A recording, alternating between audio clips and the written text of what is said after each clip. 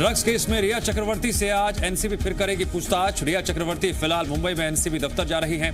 NCB अब तक रिया चक्रवर्ती से 2 दिन तक पूछताछ कर चुकी है। इस दौरान करीब 14 घंटे तक उनसे सवाल जवाब किए गए। सूत्रों के मुताबिक कल एनसीबी ने 2 चरणों में रिया से की पूछताछ। पहले अकेले बैठाकर ड्रग्स से जुड़े सवाल किए गए। दूसरे चरण में रिया का सामना भाई शोविक चक्रवर्ती से हुआ। फिर सैमुअल मिरांडा और दीपेश के साथ भी आमना सामना हुआ। सूत्रों के मुताबिक पूछताछ में रिया ने ड्रग्स मंगवाने की बात कबूल की है। कहा कि सभी ड्रग्स सुशांत और उसके दोस्तों के लिए आता था। सुशांत सिंह राजपूत की बहन प्रियंका सिंह के खिलाफ मुंबई के बांद्रा पुलिस स्टेशन में रिया चक्रवर्ती की शिकायत। प्रियंका पर जालसाजी का लगाया आरोप। रिया चक्रवर्ती की शिकायत पर सुशांत के पिता के वकील विकास सिंह का दावा, अगर मुंबई पुलिस शिकायत दर्ज करती है तो सुप्रीम कोर्ट की होगी अवमानना। केंद्र से सुरक्षा मिलने के बाद अभिनेत्री कंगना रनौत ने ट्वीट कर गृह मंत्री अमित शाह को दिया धन्यवाद। कहा, भारत की एक बेटी के वचनों का मान रखा। केंद्रीय गृह मंत्रालय ने कंगना को Y+ श्रेणी की सुरक्षा दी है। कंगना रनौत को सुरक्षा देने पर भड़की महाराष्ट्र सरकार। गृह मंत्री अनिल देशमुख ने कहा कि महाराष्ट्र का अपमान करने वालों को सुरक्षा देना गलत। एक बार फिर चीन की सेना ने पैंगोंग झील के दक्षिण छोर में घुसपैठ की कोशिश की। भारतीय सैनिकों ने चीन की चाल को नाकाम किया। सूत्रों के मुताबिक चीन गलवान की घटना को दोहराना चाहता था। बड़ी संख्या में चीन के सैनिक गॉड पाओ पहाड़ी की तरफ आ रहे थे। चीन की सेना ने भारतीय सैनिकों पर LAC पार करने और गोलीबारी करने का आरोप लगाया। अपनी गलती मानने के बजाय चीन ने भारत पर उकसावे की कार्रवाई का आरोप लगाया। चीन के वेस्टर्न थिएटर कमांड के प्रवक्ता कर्नल झांग शुलई का बयान, भारतीय सेना ने चीन के बॉर्डर गार्ड्स पर फायरिंग की। चीन के साथ रिश्तों पर विदेश मंत्री एस जयशंकर ने कहा कि सीमा की स्थिति को संबंधों की स्थिति से अलग नहीं देखा जा सकता।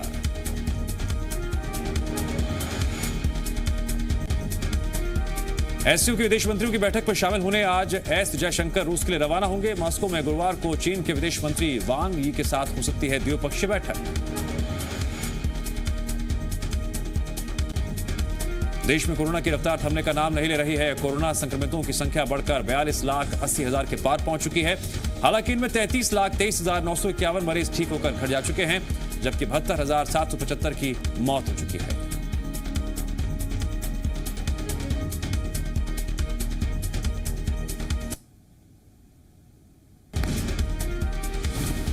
पिछले 24 घंटे में कोरोना के 75,809 नए केस सामने आए हैं। इस दौरान 1,133 मरीजों की मौत हो गई।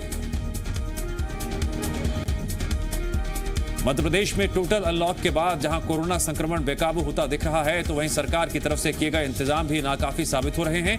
कोरोना संक्रमण के अचानक बड़ी संख्या से ICU फुल हो गए हैं। भोपाल के 4 कोविड अस्पतालों में कुल 284 ICU बेड में से सिर्फ 6 खाली बचे हैं। ऐसे ही हाल इंदौर का भी है। भोपाल और इंदौर में बिगड़ते हालात को लेकर आज CM शिवराज सिंह कैबिनेट के साथ समीक्षा बैठक करेंगे। बैठक में भोपाल और इंदौर को लेकर अहम निर्देश दिए जा सकते हैं। कोरोना के बढ़ते संक्रमण को देखते हुए विधानसभा सत्र से पहले विधायकों की मेडिकल जांच कराने का फैसला लिया गया है। विधानसभा सचिवालय ने सभी कलेक्टरों को निर्देश जारी कर सितंबर से जिलों में ही विधायकों की मेडिकल जांच शुरू होगी। मेडिकल टेस्ट की रिपोर्ट आने के बाद विधायकों को एडवाइजरी जारी की जाएगी। 21 सितंबर से शुरू हो रहे 3 दिन के विधानसभा सत्र के आयोजन और स्वरूप को लेकर सर्वदलीय बैठक में फैसला लिया जाएगा। कोरोना की रफ्तार पर रोक लगाने के लिए छत्तीसगढ़ में सरकारी बैठकों पर रोक लगा दी गई है। सरकार ने सभी शासकीय आयोजनों को भी स्थगित कर दिया है। बेहद जरूरी मुद्दों पर अब वर्चुअल मीटिंग होगी। खबर है मंत्रालय को भी 14 दिनों के लिए बंद किया जा सकता है। आज दोपहर करीब 1 बजे महानदी भवन के बाहर बैठक होगी। मंत्रालय, महानदी भवन और इंद्रावती भवन के अधिकारी कर्मचारी बैठक में शामिल होंगे। इस बैठक में मंत्रालय समेत कई ऑफिस को बंद करने पर चर्चा होगी। कल छत्तीसगढ़ में कोरोना के 2017 नए केस सामने आए हैं। CM के साथ कल बैठक में पहुंचे PCC चीफ भी कोरोना की चपेट में आ गए हैं, जिससे प्रशासनिक महकमे में हड़कंप मचा हुआ है।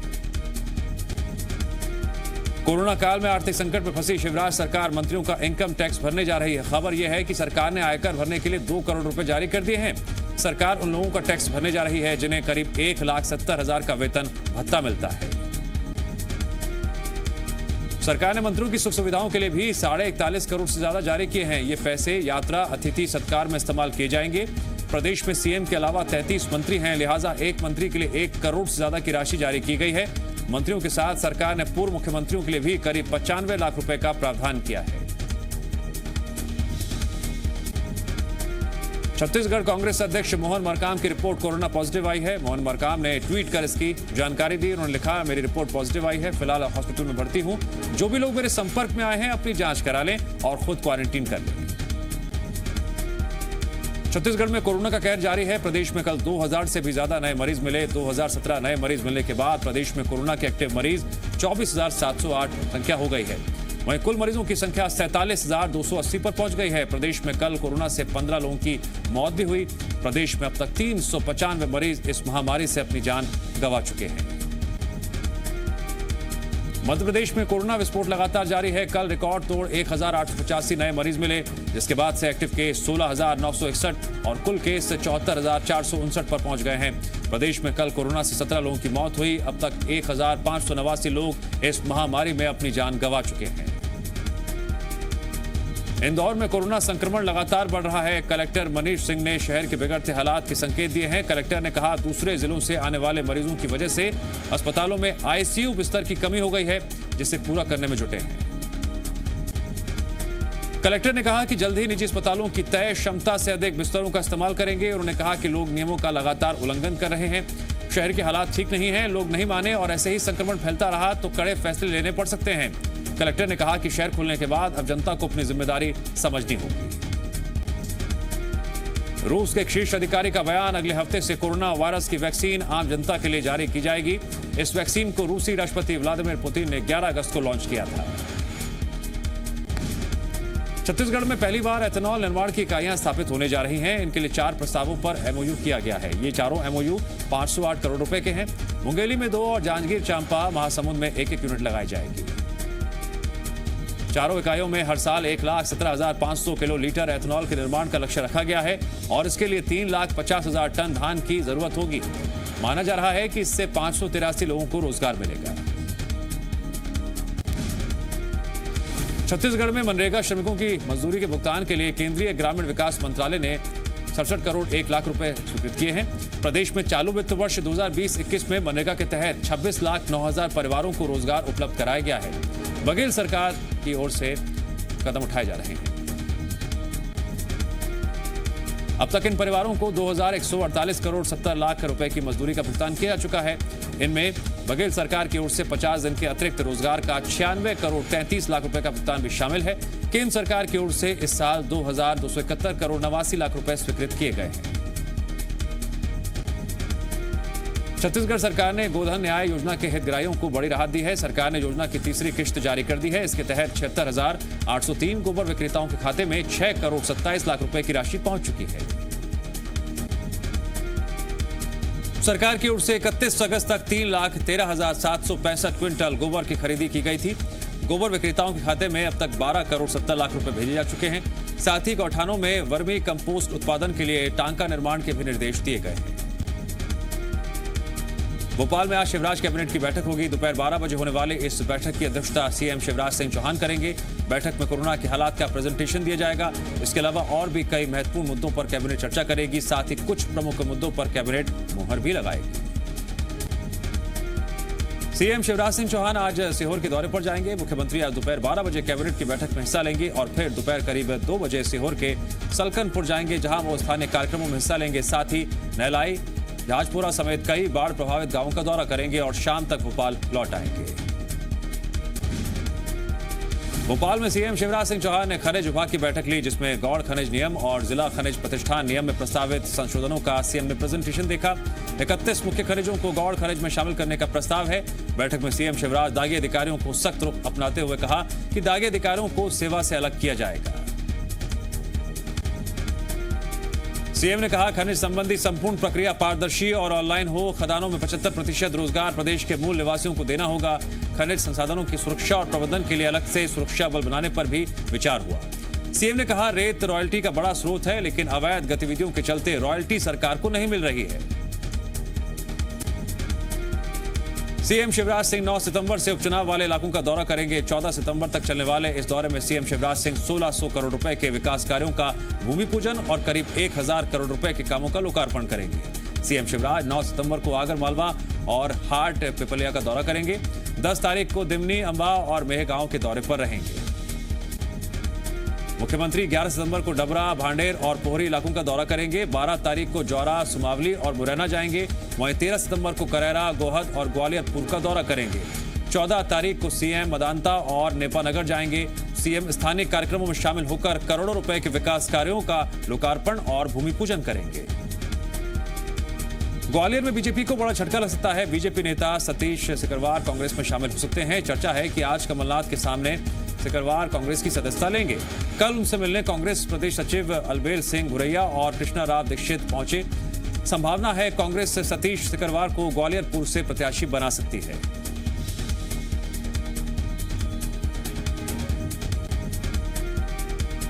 सतीश सिकरवार ने बीजेपी छोड़ने से इनकार कर दिया, लेकिन जब सवाल किया गया कि बीजेपी ने अगर मुन्ना लाल गोयल को टिकट दिया तो क्या वो साथ देंगे, उन्होंने कहा अगर वो पार्टी में रहे तो जरूर साथ रहेंगे। वहीं कांग्रेस प्रदेश सचिव अलबेल सिंह ने कहा सतीश सिकरवार और कांग्रेस आलाकमान की कई दौर की बातचीत हो गई है। उपचुनाव से पहले बदनावर सीट पर कांग्रेस ने बीजेपी को झटका दिया। बीजेपी के 300 से ज्यादा कार्यकर्ता बीजेपी छोड़कर कांग्रेस में शामिल हो गए हैं। ध्रुव नारायण सिंह राठौड़ के नेतृत्व में बीजेपी कार्यकर्ता कांग्रेस में शामिल हुए। इस मौके पर पूर्व गृह मंत्री बाला बच्चन और विधायक कांतिलाल भुरैया भी मौजूद रहे। मध्य प्रदेश में फसल बीमा की राशि 18 सितंबर से किसानों के खाते में डाली जाएगी। इसकी जानकारी जनसंपर्क विभाग ने ट्वीट कर दी। 18 सितंबर को 21 लाख किसानों के खाते में वन क्लिक से 4,600 करोड़ की फसल बीमा राशि दी जाएगी। 2019 की फसलों की बीमा राशि दी जाएगी। पहले किसानों के खाते में 8 सितंबर को फसल बीमा राशि डालने की तारीख थी। मंदसौर नगर पालिका की बैठक में जमकर हंगामा हो गया। राष्ट्रगान के अपमान का आरोप लगाते हुए बीजेपी कांग्रेस के पार्षद आमने सामने आ गए। मामला धक्का मुक्की तक पहुंच गया। नगर पालिका अध्यक्ष राम कोटवानी ने कांग्रेस पार्षदों पर विकास में बाधा पहुंचाने का आरोप लगाया। कांग्रेस पार्षदों ने राम कोटवानी पर राष्ट्रगान के अपमान का आरोप लगाते हुए कहा कि अध्यक्ष ने बिना बहुमत दिखाए बिल पास कर दिया। पूर्व अध्यक्ष हनीफ शेख ने शहर कोतवाली थाने में कार्रवाई के लिए आवेदन भी दिया। कांग्रेस ने इस मामले में सीएमओ पर भी कार्रवाई नहीं करने के आरोप लगाए हैं। इंदौर में 9 साल की मासूम की हत्या का आरोप 12 साल के बच्चे पर लगा है और वजह है 9 साल की बच्ची और 12 साल का एक बच्चा ऑनलाइन गेम खेलते थे, जिसमें बच्ची लगातार जीत जाती थी और इसी वजह से 12 साल के नाबालिग ने बच्ची का सिर कुचलकर हत्या कर दी। आरोप है हत्या के बाद आरोपी बच्चा घर से बाथरूम में आकर छिप गया था, जिसे बाद में पुलिस ने अपनी गिरफ्त में ले लिया। डीआईजी हरिनारायण चारे मिश्र के मुताबिक हत्या के आरोपी नाबालिग छात्र को बाल संप्रेषण गृह भेजा जाएगा। डिंडोरी में पुलिस ने शहपुरा इलाके में सरकारी स्कूल के हेडमास्टर को सट्टा खेलते रंगे हाथों गिरफ्तार किया। आरोपी हेडमास्टर के पास से 1550 रुपए नकद और सट्टे की पर्चियां भी बरामद की गई। दरअसल पुलिस को पिछले कई दिनों से हेडमास्टर की सट्टा खेलने की शिकायत मिल रही थी। पुलिस ने छापा मारकर हेडमास्टर को रंगे हाथों गिरफ्तार किया, जिसके बाद हेडमास्टर साहब पुलिस के सामने कान पकड़कर माफी मांगते नजर आए। हैरानी की बात तो यह है कि हेडमास्टर साहब को सरकार से करीब 70,000 रुपए वेतन मिलता है। इसके बावजूद वो सट्टे के गोरधंधे में लिप्त हैं। लॉकडाउन के दौरान सस्ती मिलने वाली सब्जी के दाम अनलॉक 4 लागू होते ही आसमान पर पहुंच गए हैं। ये हाल सिर्फ शहरों का नहीं बल्कि ग्रामीण इलाकों में भी सब्जियां खाना मुश्किल होता जा रहा है। मंडला में इन दिनों 10 से 15 रुपए किलो मिलने वाला आलू, टमाटर, प्याज 60 से 100 रुपए किलो तक मिल रहा है।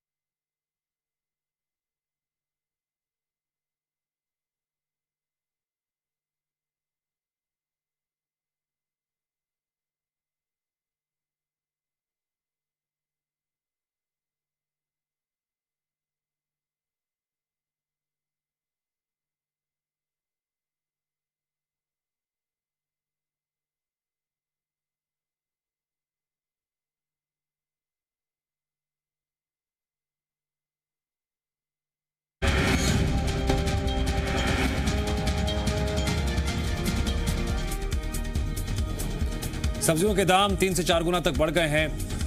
ज्यादातर लोगों की थाली से हरी सब्जी गायब हो गई है। सब्जी खाने की मजबूरी में लोगों का बजट बिगड़ रहा है। सब्जियों के थोक व्यापारी मानते हैं कि भारी बारिश, लॉकडाउन और बढ़े हुए भाड़े की वजह से दाम आसमान पर है।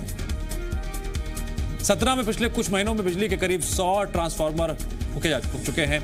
ऐसे में अटल ज्योति योजना के तहत गांवों को 24 घंटे बिजली देने की योजना भी खटाई में पड़ती दिख रही है। इसकी वजह से ग्रामीणों की भारी मुसीबत का सामना करना पड़ रहा है। मेंटेनेंस टीम की उदासीनता की वजह से ग्रामीण क्षेत्रों की जनता को अंधेरे में रहना पड़ रहा है। किसानों को सबसे ज्यादा दिक्कत हो रही है क्योंकि इस वक्त किसानों को फसल की सिंचाई के लिए बिजली की जरूरत है। ऐसे में बिजली की समस्या उनके सामने सबसे बड़ी बाधा बनकर खड़ी हो रही है। अत्रवेदिया और खेरवा गांव के किसान बिजली के लिए आंदोलन कर रहे हैं, तो वहीं अधिकारियों का कहना है फंड की कमी के चलते समस्या आ रही है। रतलाम में नाबालिग से गैंगरेप और हत्या के 2 आरोपी फरार हो गए। पुलिस ने उन पर 10-10 हजार का इनाम घोषित किया है। दरअसल बिलपांग थाना क्षेत्र में रविवार को 12 साल की नाबालिग का शव मिला था। इस मामले में पुलिस ने सोमवार को 3 आरोपियों को गिरफ्तार किया था। उन्हें पुलिसकर्मी मेडिकल टेस्ट के लिए ले गए थे। मेडिकल टेस्ट से लौटते समय थाना परिसर में 2 आरोपी जवानों को धक्का देकर फरार हो गए। जानकारी लगते ही पुलिसकर्मियों ने आरोपियों की तलाश शुरू कर दी। डॉग स्क्वाड की मदद ली जा रही है। साथ ही पुलिस ने दोनों पर 10-10 हजार के इनाम का भी ऐलान किया है। छत्तीसगढ़ बॉर्डर सटे बालाघाट में कल पुलिस और नक्सलियों के बीच मुठभेड़ हो गई। गढ़ी थाना इलाके के बस पहरा जंगलों में हुई इस मुठभेड़ के पास पुलिस को एक शख्स का शव मिला। आशंका है ये शव संगम सदस्य का हो सकता है। फिलहाल पुलिस इस शव की शिनाख्त में जुटी है। इस शव के पास से पुलिस को हथियार भी मिले। बालाघाट एसपी ने पूरे मामले की पुष्टि कर दी है। छत्तीसगढ़ में शिक्षा विभाग में 14,000 से ज्यादा पदों पर भर्ती के संबंध में सीएम भूपेश बघेल ने अधिकारियों को जल्द से जल्द भर्ती प्रक्रिया पूरी करने के निर्देश दिए। सीएम ने शिक्षा विभाग के अधिकारियों को 1 हफ्ते के अंदर रिपोर्ट पेश करने के लिए कहा है। अभ्यर्थियों ने कल ही रायपुर में विरोध प्रदर्शन किया था। सीएम भूपेश बघेल ने शिक्षा विभाग के अधिकारियों को तलब कर इस पूरे मामले को गंभीरता से लिया। सीएम ने अधिकारियों के रुख पर नाराजगी भी जताई। सीएम ने अधिकारियों से कहा कि छत्तीसगढ़ के युवाओं को रोजगार देना सरकार की प्राथमिकता है। एमपी में अब वन ग्रामों को भी फसल बीमा का लाभ मिलेगा। सीहोर और हरदा जिले में इसे पायलट प्रोजेक्ट के तौर पर लागू किया जाएगा। अभी तक वन ग्रामों के किसानों को फसल बीमा योजना का लाभ नहीं मिल पाता था, लेकिन किसान सम्मान निधि योजना के तहत वन ग्रामों के किसानों को भी लाभ दिलाने के लिए वन ग्रामों को पास के ही राजस्व गांव के साथ जोड़ दिया गया है। एमपी के कृषि मंत्री कमल पटेल के मुताबिक वन ग्रामों में पट्टा होने की वजह से किसानों को फसल बीमा योजना के लाभ से दूर रखा जा रहा था, लेकिन जो तकनीकी अड़चनें थी उन्हें अब दूर कर लिया गया है। वन ग्रामों को फसल बीमा योजना का लाभ दिलाने का आदेश जारी होते ही संबंधित गांव में बीमा के फॉर्म भरवाने और प्रीमियम जमा कराने की प्रक्रिया शुरू कर दी गई है। एमपी के उच्च शिक्षा मंत्री मोहन यादव ने प्रेस कॉन्फ्रेंस कर नई शिक्षा नीति की जानकारी दी। उन्होंने बताया सभी पाठ्यक्रमों की परीक्षाएं 30 सितंबर तक पूरी हो जाएंगी, जिनके परिणाम 30 अक्टूबर तक घोषित कर दिए जाएंगे। मोहन यादव ने कहा कि 1 अक्टूबर से नवंबर तक ऑनलाइन क्लास चलेगी। उन्होंने कहा कि नई शिक्षा नीति को लेकर टास्क फोर्स बनाएंगे।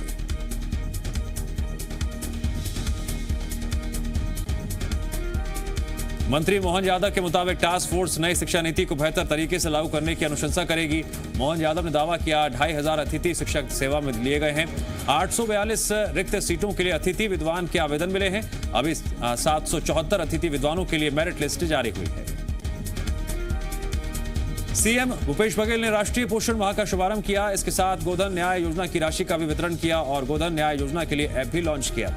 राष्ट्रीय पोषण माह की शुरुआत के साथ ही प्रदेश के आंगनबाड़ी केंद्रों में माताओं और बच्चों को पोषण आहार दिया जाएगा, लेकिन कंटेनमेंट जोन के आंगनबाड़ी केंद्र नहीं खोले जाएंगे।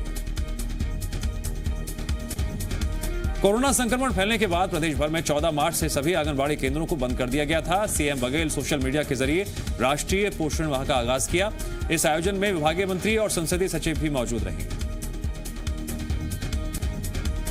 पूर्व मुख्यमंत्री डॉक्टर रमन सिंह ने कांग्रेस सरकार पर किसान सम्मान निधि नहीं देने का आरोप लगाया। पूर्व सीएम का आरोप है बघेल सरकार ने किसानों को अब तक किसान सम्मान निधि नहीं दी है। पूरे प्रदेश में 27 लाख किसानों को 549 करोड़ रुपए की राशि मिलनी थी। डॉक्टर रमन सिंह ने कहा कृषि विभाग की लापरवाही के चलते अभी तक सिर्फ 2 लाख किसानों को ही ये राशि मिल पाई है। पूर्व सीएम ने कहा बघेल सरकार किसानों के साथ छल कर रही है। कांग्रेस का कहना है कि अगर केंद्र सरकार किसानों की मदद करना चाहती तो पुराने डेटा के आधार पर भी किसानों को सम्मान निधि बांटी जा सकती थी। लेकिन केंद्र सरकार किसान विरोधी है। छत्तीसगढ़ बीजेपी भी पार्टी का साथ देने की मजबूरी में किसानों के साथ धोखा कर रही है। खंडवा में बीजेपी सांसद नंद कुमार सिंह चौहान ने पूर्व सीएम कमलनाथ पर जमकर हमला बोला। कमलनाथ के राज को उन्होंने आतंकवादी राज बता दिया। कहा, खंडवा में बीजेपी कार्यालय तोड़ने आ गए थे, ऐसा आतंकवादी था कमलनाथ का राज। नंद कुमार सिंह चौहान ने कहा, यह चुनाव व्यक्तिगत चुनाव नहीं है, शिवराज सिंह चौहान को मुख्यमंत्री बनाए रखने के लिए है। आगरमालवा में बैंक की लाइन में लगे 37 साल के किसान की मौत हो गई। किसान लाड़वन गांव के रहने वाले थे। वो काफी देर से जिला सहकारी बैंक की लाइन में लगे थे। कैश काउंटर के पास पहुंचते ही अचानक वो गिर पड़े और मौके पर ही मौत हो गई। सूचना पाकर मौके पर पहुंची पुलिस ने शव को पोस्टमार्टम के लिए भिजवाया।